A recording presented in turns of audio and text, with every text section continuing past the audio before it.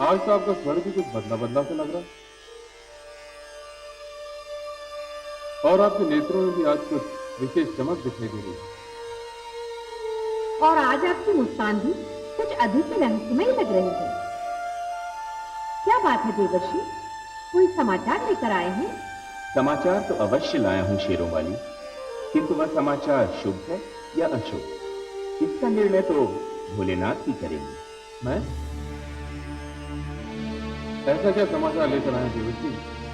मैं जानने के लिए उत्सुक हूं। हे भोलेनाथ, मुझे आशा है कि आप मेरा कथन सुनकर बुरा नहीं मानेंगे। ये तो कथन पर निर्भर है देवर्षि, परंतु आप निश्चिंत हैं। आप निसंकोच होकर अपने मन की बात करें। भोलेनाथ, मैंने काम पर विजय प्राप्त कर ली। अच्छा, हाँ भोलेनाथ, कामदेव के जिस बाण से आप घायल हो गए थे, उस बाण का मुझ पर कुछ भी प्रभाव नहीं पड़ा। आपने मेरी बात का बुरा तो नहीं माना भोलेनाथ? नहीं, कदापि नहीं, तनिक भी नहीं। किंतु देवर्षि, मैं भी आपको कुछ कहना चाहता हूं। हाँ भोलेनाथ, अवश्य कहिए। मुझे आशा है देवर्षि, अब आपको बुरा नहीं लगेगा। मैं बुरा नहीं मानूंगा भोलेनाथ, कहिए। देवर्षि, जो बात आपको कहनी थी वो आपने मुझसे तो कह दी, किंतु यही बात श्रीहरि विष्णु समझते हुए, अन्यथा घोर संकट में पड़ जाएंगे। नारायण नारायण।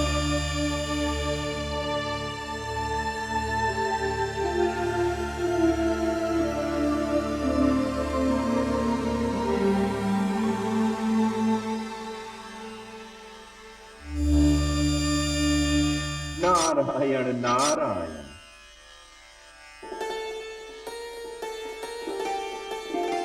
प्रणाम सर्वेश्वर।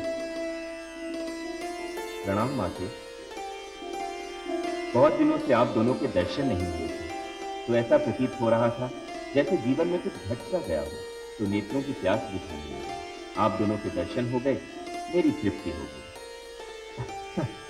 देवर्षि, हमारे भी यह भाग्य कि आप पधारे हैं। क्या बात है देवर्षि, आज तो आपका मुख कमल पुष्प की भांति खिल रहा है। लगता है कोई महान अभियान सफल करके लौटे हैं। आपकी इसी बात पर तो मैं आपका दास बन गया हूँ माते। आप मेरा मुख देखकर ही मेरे मन की बात भांप लेती हैं। धन्य हो माते, आप धन्य हैं, आप महान हैं। जय हो आपकी। अरे देवर्षि, मैं भी तो आपसे स्नेह करता हूँ। मुझे भी तो अधिकार है कि आपकी प्रसन्नता का कारण जानूं। हे जगदीश्वर, आपसे क्या छिपा है? आप ब्रह्मांड के सारे रहस्यों के ज्ञाता हैं। आप सब कुछ जानते हैं, फिर भी आप मेरे मुख से सुनना चाहते हैं कि बात क्या है? यही समझ लीजिए देवर्षि, पर बताइए तो सही। और ये भी बताइए कि आज आप कहाँ से चले आ रहे हैं? मैं कैलाश से आ रहा हूँ। शिव शंकर और पार्वती के दर्शन के लिए? हाँ, उनके दर्शन करने को भी, और उनसे वह बात कहने भी जो मैं आपको बताने आया हूँ। अब आप बताइए भी, हमारी व्याकुलता और नहीं बढ़ रही है। माते, सर्वेश्वर, मैंने उसे जीत लिया जिसे शिव शंभु भी न जीत पाए। किसे जीत लिया आपने? माते, मैंने कामदेव को जीत लिया। आया था मेरी तपस्या को भंग करने, बड़े बाण चलाए उसने। मैंने भी आंखें खोलकर उसे ऐसी फटकार सुनाई कि अपने बाण संभालकर भागते ही बना। माते, मैंने ये बात शिव शंकर को सुनाई तो उनका मुख निकल गया। माते, काम को जीत पाना कोई सरल कार्य नहीं है। आपने सत्य कहा, मैं अभियान जीत कर आया। अब मुझे किसी का भय नहीं। कामदेव कभी मेरे पास आने का दोबारा साहस नहीं करेगा। अच्छा माते, अच्छा सर्वेश्वर, अब मैं चलता हूं। मुझे अपना तप पूर्ण करना। प्रणाम सर्वेश्वर। प्रणाम माते। नारायण नारायण। कितनी दुखी बात है समझ नहीं। देवर्षि की तरफ से अभिमान टपक रहा था। हाँ महादेव, देवर्षि के इस व्यवहार ने मुझे भी चिंतित कर दिया है, किंतु मैं देवर्षि को अभिमान के हाथों नष्ट नहीं होने दूंगा।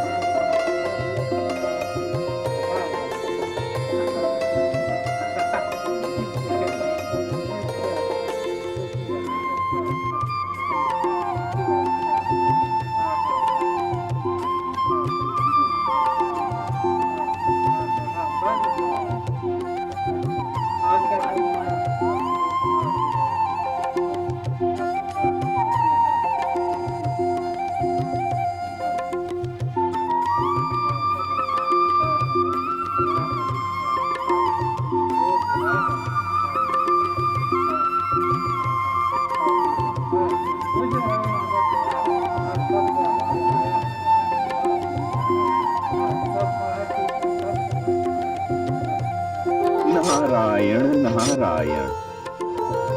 बड़े आश्चर्य की बात है, मैं कुछ वर्षों पूर्व यहाँ आया था तो यहाँ कुछ भी नहीं था। अब तो यहाँ नगर बसा हुआ है, वह भी कितना विशाल और कितना सुंदर।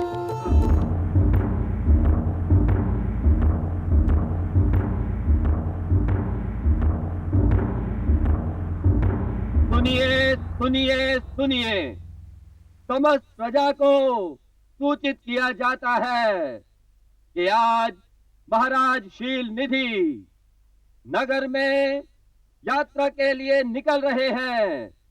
प्रजा को अपने प्रिय महाराज के दर्शन और स्वागत के लिए आमंत्रित किया जाता है, आमंत्रित किया जाता है।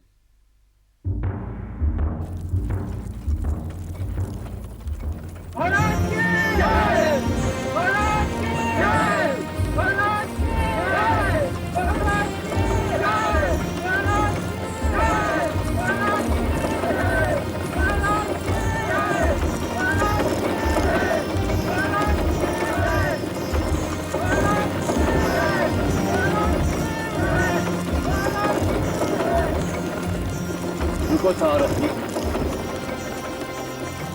प्रणाम।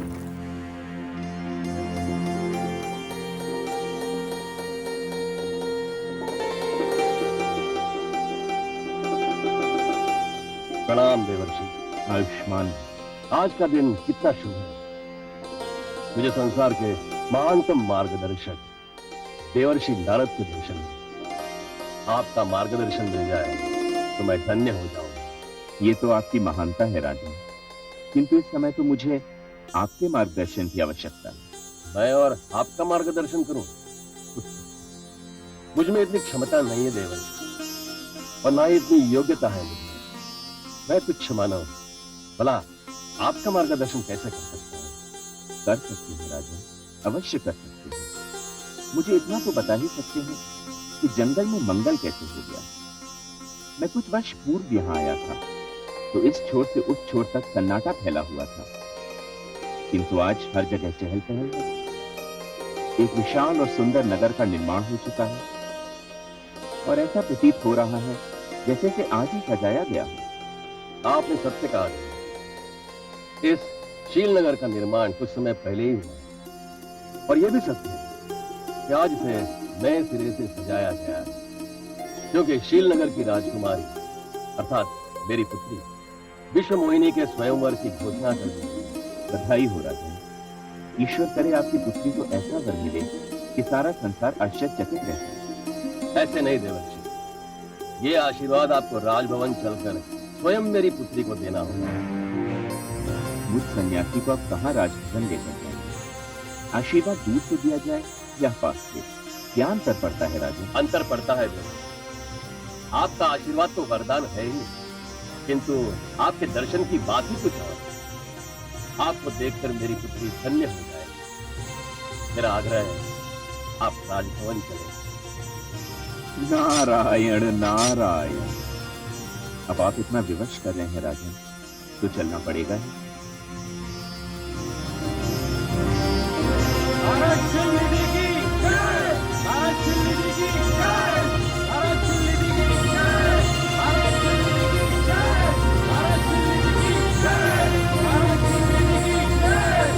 चलो भारत।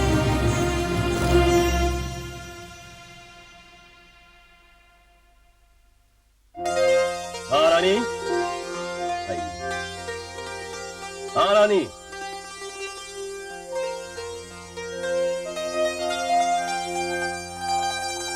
महारानी, महारानी। देवर्षि,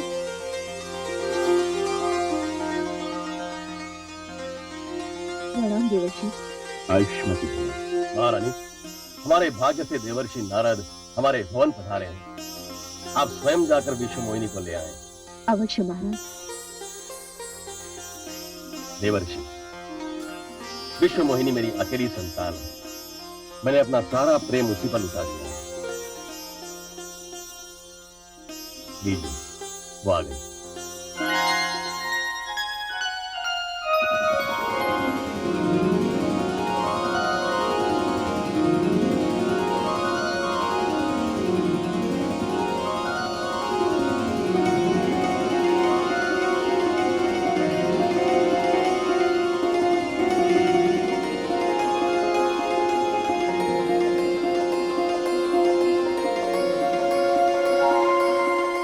प्रणाम देवर्षि।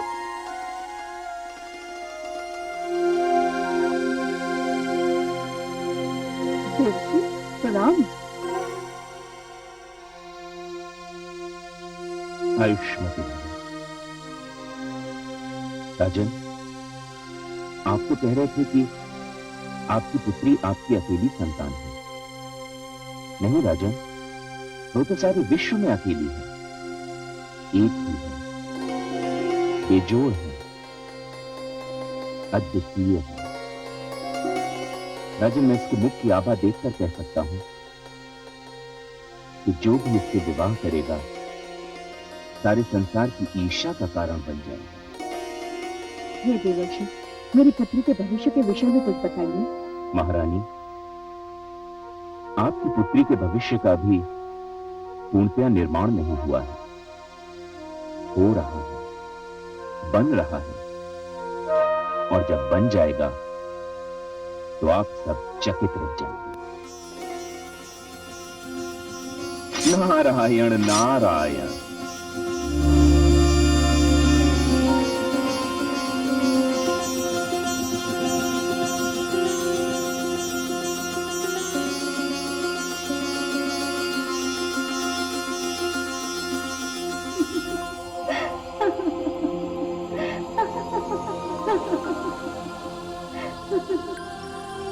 क्या हुआ महादेवी?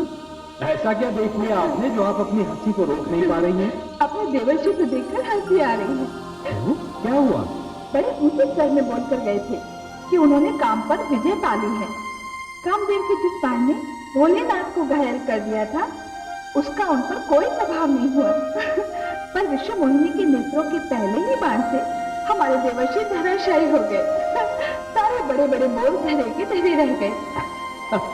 महादेवी, अभी तो खेल आरंभ हुआ है, आगे आगे देखिए क्या घटित होता है।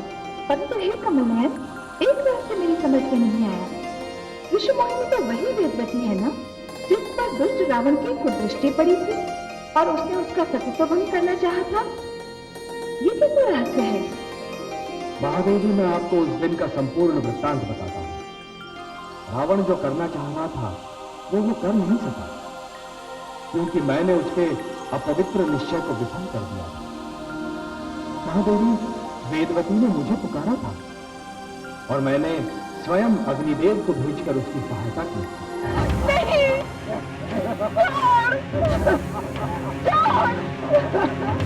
हे नारायण, इस दुष्ट से मेरी रक्षा करो, मेरे जिस्म की रक्षा करो नारायण। मैं सम्मान को अपना जीवित नहीं रहना चाहती। इससे तो अच्छा है मैं अभी यही भस्म हो जाऊं।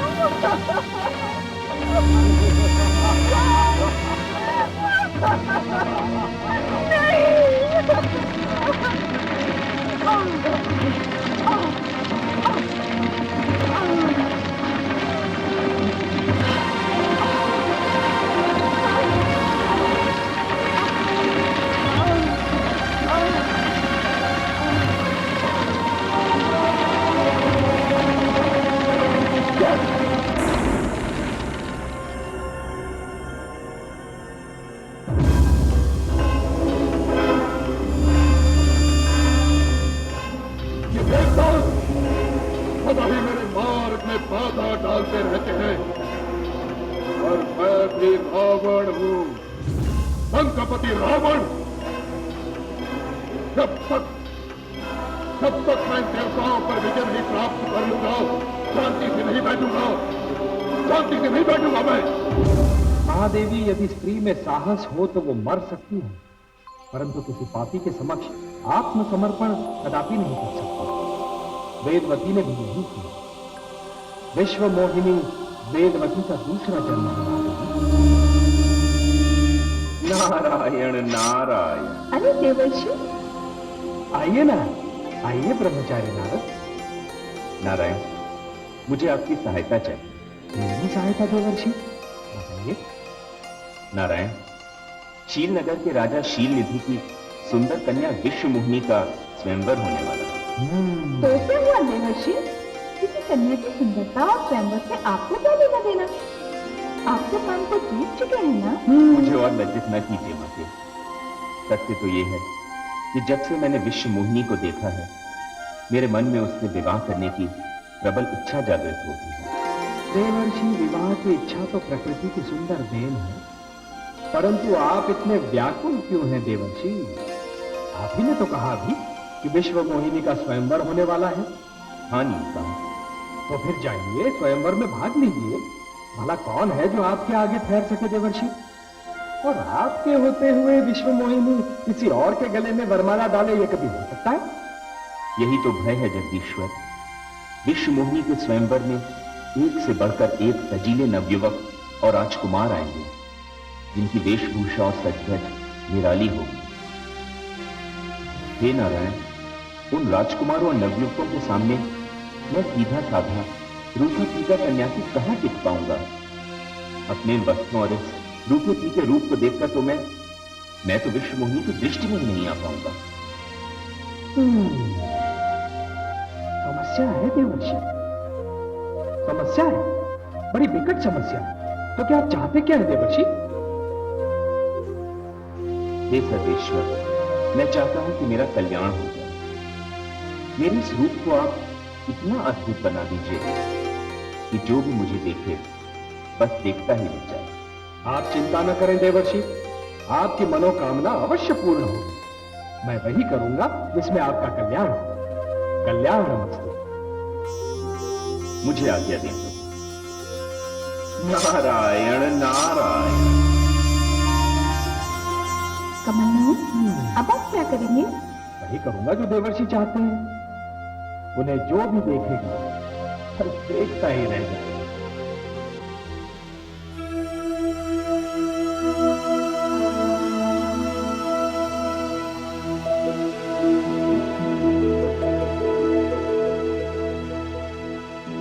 नारायण नारायण।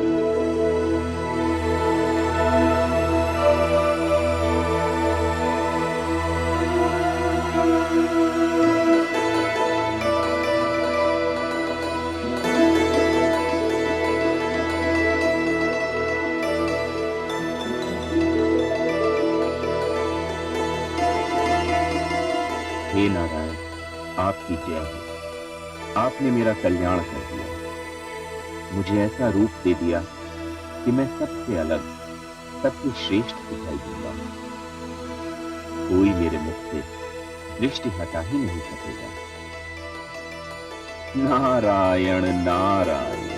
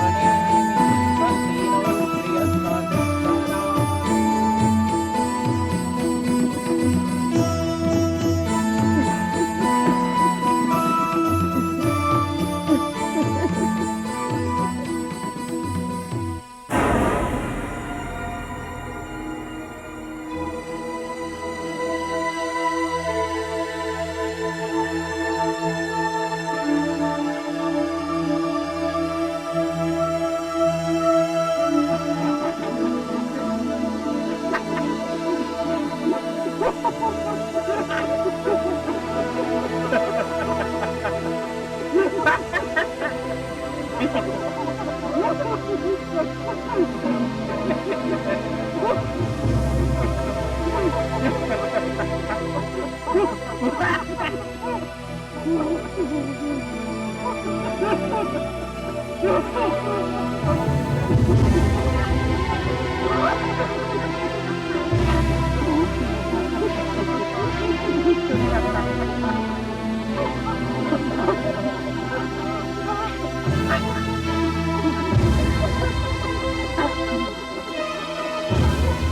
तो एक से बढ़कर एक बातें सजीले आए हैं, किंतु किसी को देखकर लोग इतने प्रसन्न नहीं हुए जितना मुझे देखकर हो रहे हैं। अवश्य ही मेरे नारायण ने मेरा कल्याण कर दिया।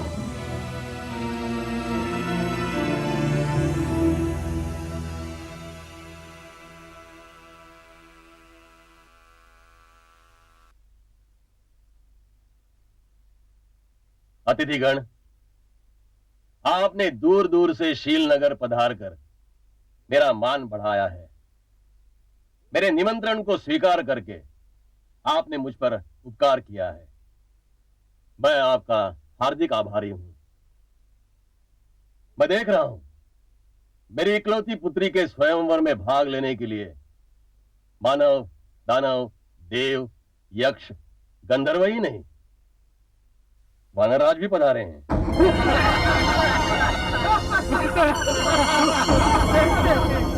मेरी पुत्री के सौभाग्य की जितनी भी सराहना की जाए कम है। मैं अपनी पुत्री विश्वमोहिनी को अनुमति दे रहा हूं कि वह जिसे भी चाहे अपना पति स्वीकार कर ले। मैं निसंकोच उसे अपना जामाता मान लूंगा। विश्वमोहिनी, आयुष।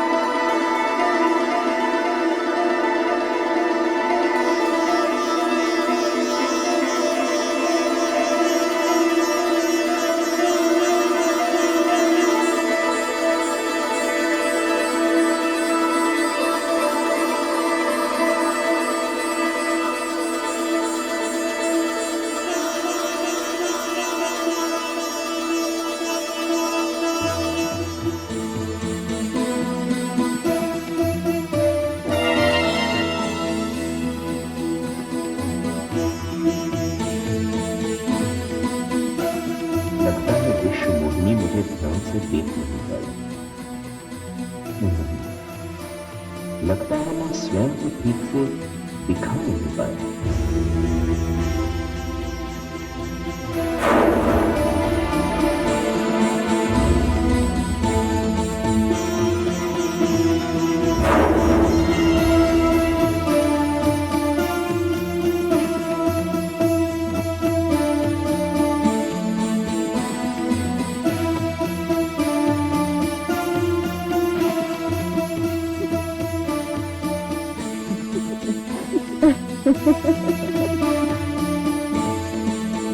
राजकुमारी, वानरराज तो आप ही तो देख रहे हैं।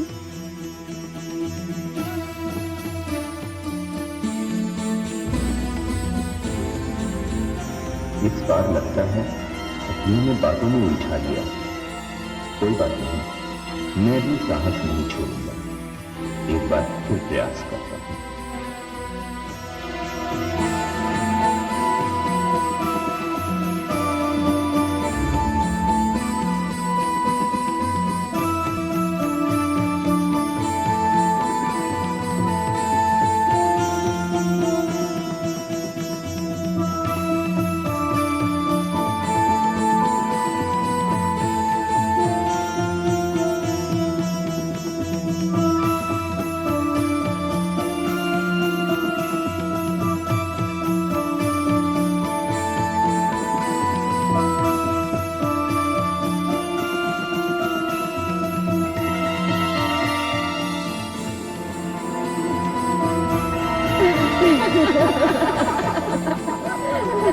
अचंभे की बात है, एक ही रूप के तीन व्यक्ति दिखाई दे रहे हैं।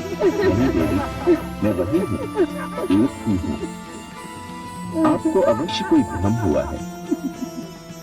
मैं ही 3 बार राजकुमारी के सम्मुख आने का प्रयास कर चुका हूँ। चौथी बात ऐसे मत करना। आपका सुंदर मुखर 3 बार देखकर हम लोग तो धन्य हो गए।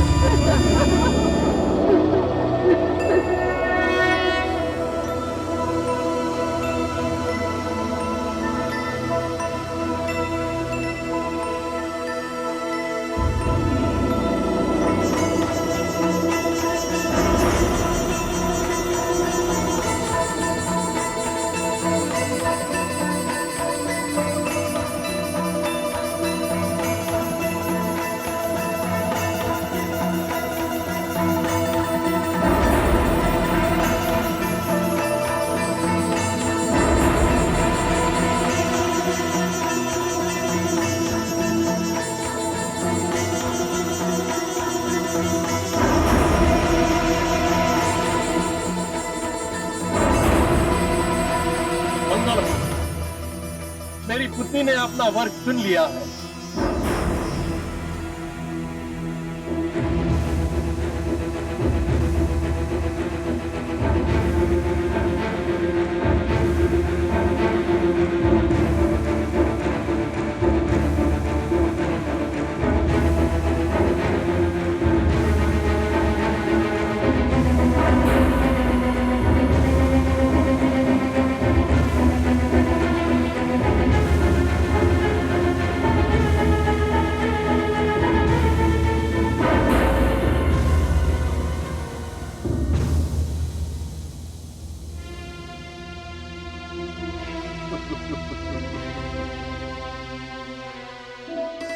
हे हरिहर, अहो भाग्य, आज आपके दर्शन हुए, मेरी तपस्या सफल हुई। हाँ देवी, तुम्हारे वर्षों की तपस्या और प्रतीक्षा ने मुझे तुम्हारे समीप आने पर विवश कर दिया है। आओ, मुझ में समा जाओ।